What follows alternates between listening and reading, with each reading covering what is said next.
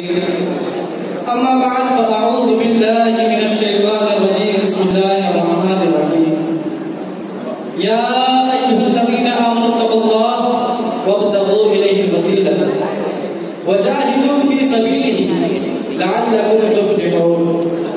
सदक़ल्लाह व सदक़ रसूलुहुन नबियुल अमीनुल करीम व नहनु अला ज़ालिका लमिनश शाहिदीन वश्शाकिरीन वल्हम्दुलिल्लाहि रब्बिल आलमीन। आइए कुछ आदत मारूफ से पहले हुजूर कायनात सल्लल्लाहु अलैहि वसल्लम के बारगाह बेनस बना में झूम झूम कर दुआ पाक पढ़े। अल्लाहुम्मा सल्लि अला सय्यिदिना शफीइना हबीबिना मौलाना मुहम्मद बारिक सल्लल्लाहु अलैहि वसल्लम अलैका या रसूलुल्लाह सल्लल्लाहु अलैहि वसल्लम। अभी भी मैंने जिस आयत करीमा की तिलावत करने का शर्फ हासिल किया, अल्लाह रब्बुल इज्जत कुरान पाक में इरशाद फरमाता है या अय्युहल्लज़ीना आमनु तक़ुल्लाह, यानी ऐ ईमान वालों अल्लाह से डरो और अल्लाह की तरफ वसीला तलाश करो और अल्लाह के राह में जिहाद करो अगर तुम फलाह पाना चाहते हो। इस आयत मुबारका से साबित हुआ कि वसीला लेना जायज है। अब कुछ लोग कहते हैं वसीला लेना तो जायज है मगर वसीला नेक अमाल का लिया जा सकता है। कुछ लोगों का कहना है वसीला ले सकते हैं पर किसी नेक अमल का ले सकते हैं, किसी शख्सियत का वसीला लेना जायज नहीं।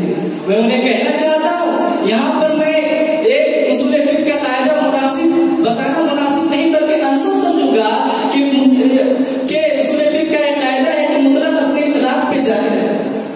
अल्लाह रब्बुल इज्जत ने कुरान पाक में इरशाद फरमाया या अय्युहल्लज़ीना आमनु तक़ुल्लाह वब्तग़ू इलैहिल वसीला, यानी ऐ ईमान वालों अल्लाह से डरो और अल्लाह की तरफ वसीला तलाश करो। इसमें वसीला तलाश करना, वसीला का लफ्ज़ आम है, इसके साथ किसी को कैद नहीं किया गया कि वसीला तलाश करो नेक अमाल के जरिए से। इसको कैद नहीं किया गया कि वसीला तलाश करो किसी शख्सियत के जरिए से, बल्कि वसीले को मुतलक रखा गया। इससे पता चला कि वसीला किसी शख्सियत का भी ले सकते हैं और वसीला किसी नेक अमल का भी ले सकते हैं। और ठीक इसी तरह कुछ लोगों का कहना वसीला नहीं ले सकते, वसीला लेना फायदा नहीं।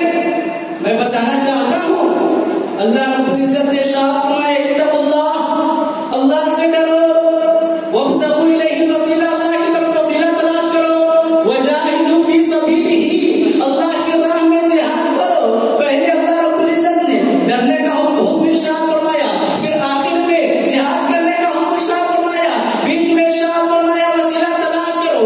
इससे पता चला कि जिस तरह तक़वा इख्तियार करना जरूरी है, जिस तरह तक़वा के लिए हुक्म आया है अल्लाह अज़्ज़ा व जल से डरो और उसी तरह अल्लाह अज़्ज़ा व जल की राह में जिहाद करो। यानी जिस तरह नेक अमाल में अल्लाह अज़्ज़ा व जल से डरने का हुक्म आता है, जिस तरह अल्लाह रब्बुल इज्जत के राह में जिहाद करने का हुक्म आता है, ठीक इस आयत मुबारका से साबित हुआ कि अल्लाह रब्बुल इज्जत में जिहाद का, अल्लाह रब्बुल इज्जत की तरफ वसीला तलाश करना ख़ास नेक अमल के जरिए से हो या किसी शख्सियत के जरिए से हो, उतनी क़ारिब सवाब। और आगे इरशाद फरमाया अगर तुम फलाह पाना चाहते। आइए मैं हदीस पाक सुनाने की कोशिश करता हूँ। हज़रत उमर की हदीस पाक है बुखारी शरीफ जिल्द अव्वल सफ़ा नंबर 137 पे इमाम बुखारी नक़ल करते हैं, हज़रत अनस रिवायत करते हैं हज़रत उमर फारूक रज़ियल्लाहु अन्हु ने अल्लाह रब्बुल इज्जत की बारगाह में दुआ की। उनके अल्फाज़ ये थे अल्लाहुम्मा इन्ना कुन्ना नतवस्सलु इलैका बिनबिय्यिना सल्लल्लाहु अलैहि वसल्लम, यानी ऐ अल्लाह पहले हम तेरे नबी सल्लल्लाहु अलैहि वसल्लम के वसीले से दुआ किया करते थे। व इन्ना नतवस्सलु इलैका बिहक़्क़ि नबिय्यिना सल्लल्लाहु अलैहि वसल्लम, और अब तेरे नबी सल्लल्लाहु अलैहि वसल्लम के चचा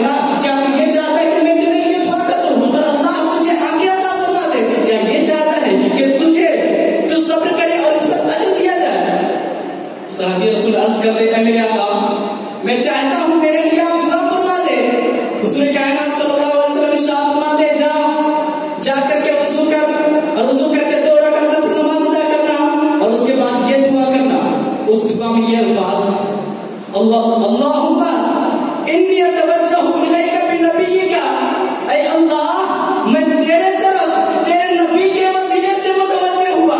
ऐ अल्लाह मैं तेरी बारगाह में तेरे नबी का वसीला लाया हूँ। ऐ मेरे मौला मेरी दुआ को कबूल फरमा रहे। इस हदीस पाक से साबित हुआ कि खुद साहिब शरा हुजूर कायनात सल्लल्लाहु अलैहि वसल्लम ने वसीला लेने का हुक्म इरशाद फरमाया। और लोग